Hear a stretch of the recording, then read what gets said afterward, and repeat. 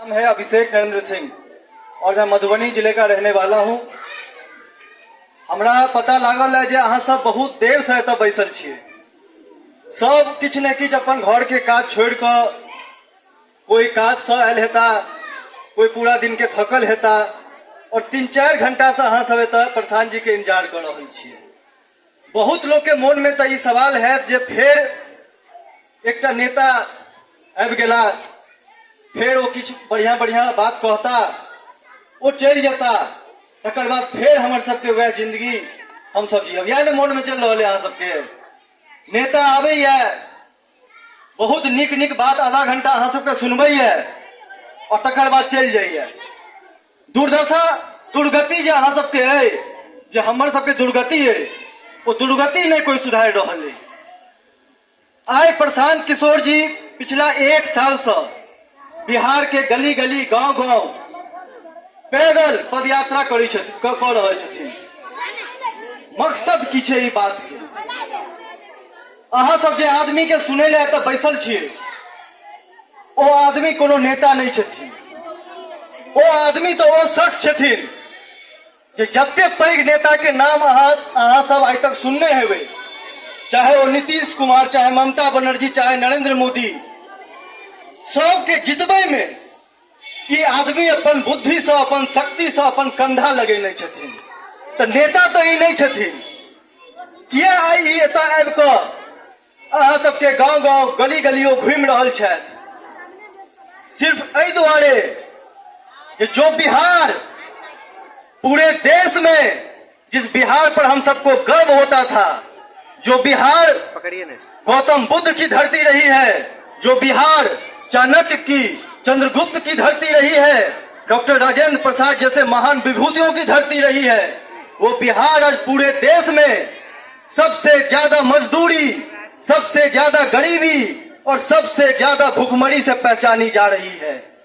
तै दुआरे ई आदमी के, इस शख्स के आई पिछला 1 साल से गांव गांव घूमऽ पड़ रहा है।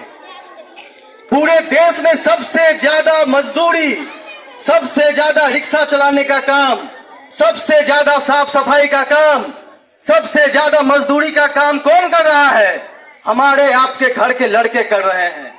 आपको लग रहा है वो बाहर जाकर पैसा कमा रहे हैं, वो बाहर जाकर पैसा नहीं कमा रहे हैं, वो बाहर जाकर मजदूरी कर रहे हैं। एक कमरे में 10-10 आदमी रह रहा है, किसी तरीके से अपना पेट काट कर वो आपको पैसा भेज रहा है।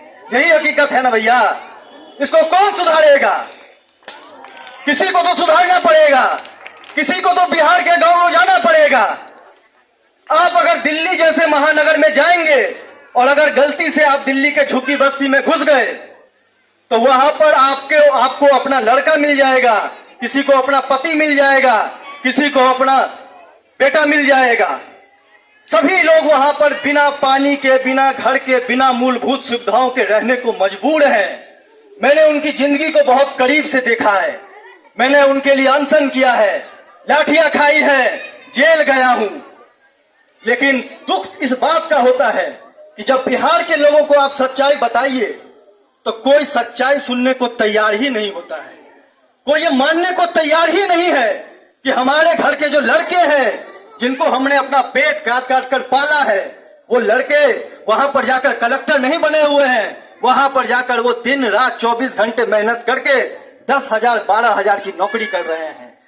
पूरे देश में बिहारी शब्द गाली बन गया है, लेकिन आपका हमारा खून इतना ठंडा पड़ गया है कि खोलने का नाम ही नहीं ले रहा है।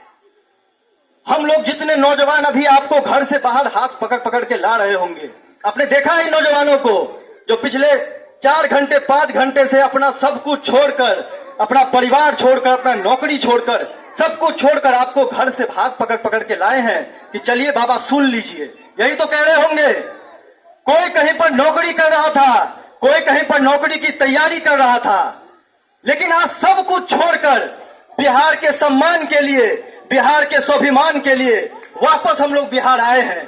क्योंकि एक कहावत आप सबने सुनी होगी कि जब असूलों पे आंच आए तो टकराना जरूरी है, जब असूलों पे आंच आए तो टकराना जरूरी है, और जिंदा अगर हो तो जिंदा नजर आना जरूरी है।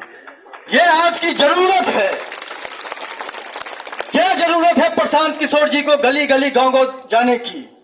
जरूरत इस बात के लिए है कि जिस जाति और धर्म की राजनीति में बरसों से उलझाकर आप लोगों को रखा गया है, जब तक कोई व्यक्ति जाएगा नहीं, जब तक कोई व्यक्ति आपको समझाएगा नहीं, उस दलदल से, उस जाति के दलदल से आप लोग बाहर नहीं आएंगे। इसीलिए आज ये व्यक्ति अपना सब कुछ छोड़कर आज गली गली घूम रहा है। आप सबको मैं बताऊं, 2,40,000 करोड़ का बजट है बिहार का। 2,40,000 करोड़ हम गिन नहीं सकते हैं, हमको लिखने में भी दिक्कत होगी, इतना बजट है बिहार का। लेकिन पिछले 1 साल से हम लोग बिहार के गांव गांव गली गली जा रहे हैं।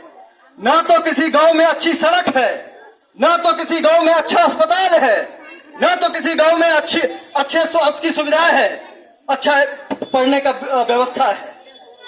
तो ये सारा का सारा पैसा जो आपका है, हमारा है, वो कहाँ चला जाता है? किसके पास चला जाता है? ये सारा का सारा पैसा यहाँ के नेताओं के जेब में और यहाँ के अफसरों के जेब में जाता है। जाता है कि नहीं जाता है? ब्लॉक से लेकर पंचायत भवन से लेकर मुख्यमंत्री आवास तक सारा पैसा चला जाता है। और आपके हमारे बच्चे आप देखिए, खाने के लिए, कपड़े पहनने के लिए लालायित रहते हैं। तो ये तो हमारा अधिकार है ना, तो इसको हमें मांगना पड़ेगा, इसके लिए हमें आवाज उठानी पड़ेगी।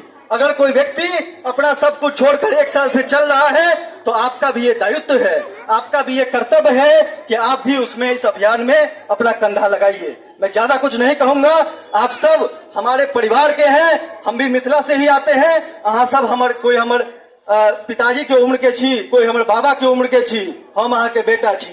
एक बात कही तो जा रहा छी, वोट चाहे 1 साल के बाद होए, चाहे 2 साल के बाद, चाहे 5 साल के बाद, एखन कोनो वोट नहीं छे।